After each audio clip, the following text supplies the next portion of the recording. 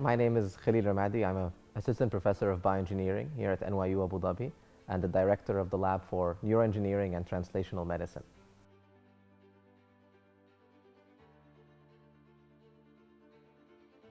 My experience at the NYU Abu Dhabi Hackathon actually started roughly 5 years ago. I first came as a mentor, then as a judge.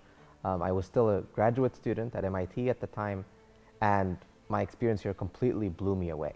It was such an international group of really smart people coming together to try to tackle some of society's most pressing problems. In a way, the hackathon also opened my eyes to the institution that was NYU Abu Dhabi and its commitment to try to tackle global issues.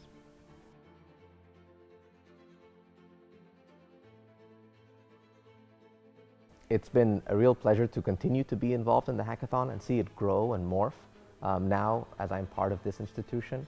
And I have to credit the hackathon for really impacting my life and in attracting me to this part of the world and attracting me to this institution.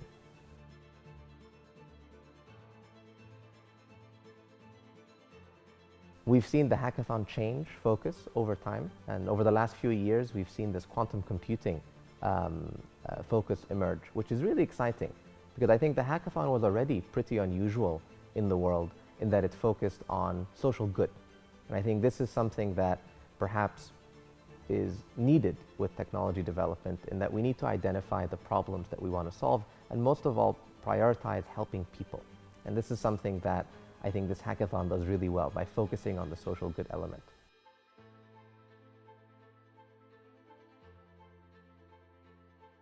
This year is also the year of sustainability in the UAE, and we see Dubai hosting COP28 later this year, which is particularly relevant for some of the team's projects and what they are working on. Quantum computing is another emerging technology that could really change the way that we do things across different industries, from energy to healthcare to food security.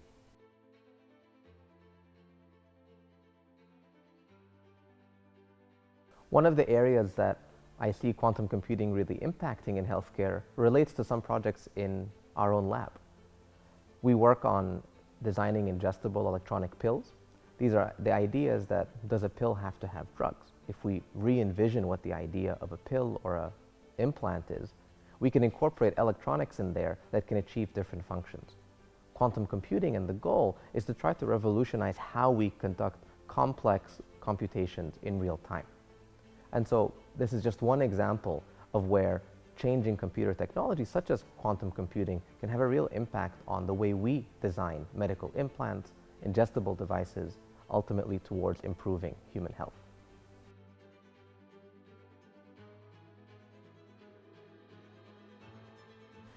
It's been really inspiring to see really intelligent young people out there working hard all weekend on their project. I think if I had one piece of advice, is to keep going.